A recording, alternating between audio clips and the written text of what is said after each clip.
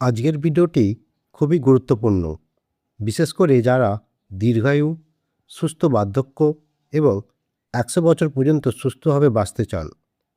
অনেকেই প্রশ্ন করেন 100 বছর বাঁচার জন্য সপ্তাহে কতদিন উপোস করা দরকার?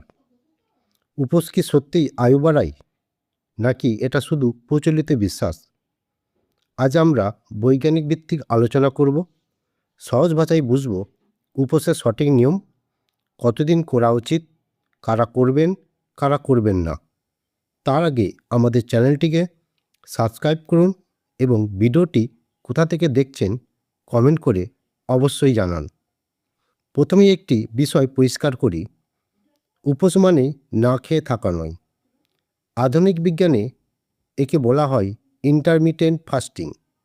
এটি এমন একটি পদ্ধতি যেখানে নির্দিষ্ট সময় না খেয়ে থেকে শরীরকে বিশ্রাম দেওয়া হয়।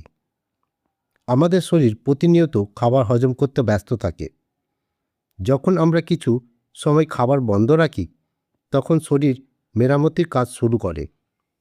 এই মেরামতির একটি গুরুত্বপূর্ণ প্রক্রিয়ার নাম অটোফ্যাজি, যেখানে শরীর নিজের ক্ষতিগ্রস্ত কোষ পরিষ্কার করে নতুন কোষ তৈরিতে সাহায্য করে।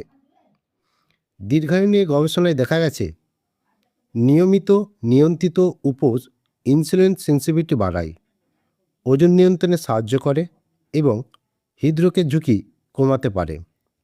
পৃথিবীর যেসব অঞ্চলে মানুষ দীর্ঘায়ু হয়, যেমন জাপানের ওকিনিয়া অঞ্চল, সেখানে মানুষ নিয়মিত কম খায় এবং মাঝে মাঝে উপোসের মতো খাদ্য অভ্যাস অনুসরণ করেন।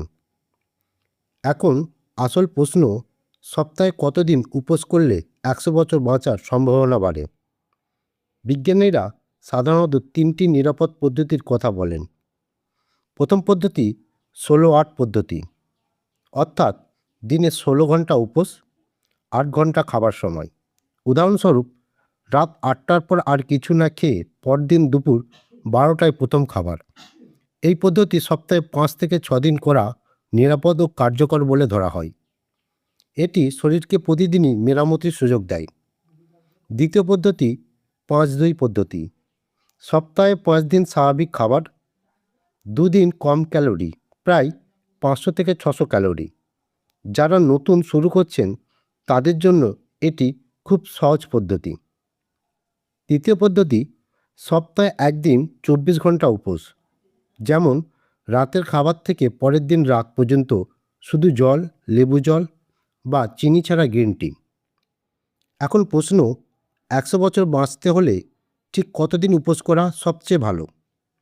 বর্তমান বৈজ্ঞানিক তথ্য অনুযায়ী সপ্তাহে অন্তত 2 দিন ক্যালোরি কমানো বা 14-16 ঘন্টার টাইম রেস্ট্রিক্টেড ফাস্টিং দীর্ঘমেয়াদে উপকারী হতে পারে।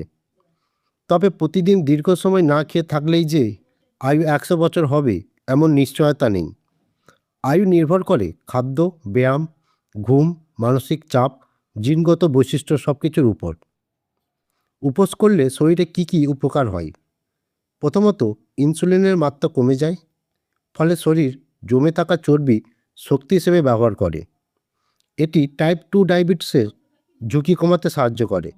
দ্বিতীয়ত, গ্রোথ হরমোন বাড়ে, যা কোষ পুনর্গঠনে সাহায্য করে। তৃতীয়ত, ক্যান্সার, হার্ট ডিজিজ, আলঝেইমারের মতো রোগের ঝুঁকি কমাতে ভূমিকা রাখে।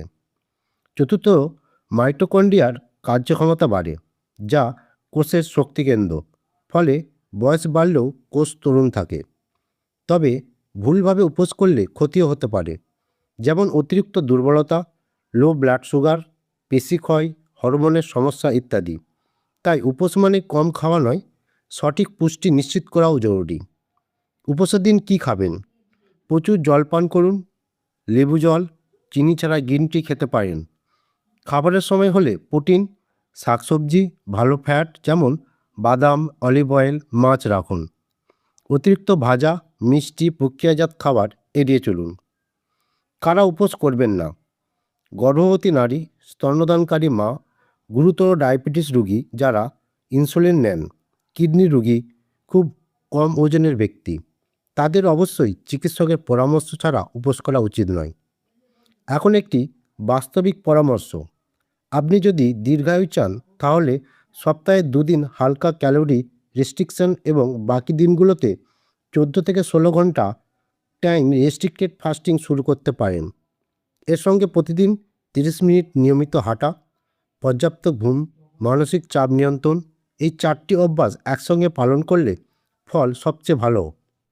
মনে রাখবেন, 100 বছর বাঁচা শুধু বছর গোনা নয়, সুস্থ, সচল, স্বাধীন জীবনযাপন করাই আসল লক্ষ্য। উপোস একটি টুল, ম্যাজিক নয়। সঠিকভাবে নিয়ম মেনে শরীরের কথা শুনে করলে এটি দীর্ঘমেয়াদে উপকার দিতে পারবে। আপনার বয়স যখন যাই হোক, 30, 40, 50 বা 60, আজ থেকেই শুরু করতে পারেন। দীর্ঘায়ু একদিনে আসে না, প্রতিদিনের সঠিক সিদ্ধান্তের মাধ্যমে তৈরি হয়।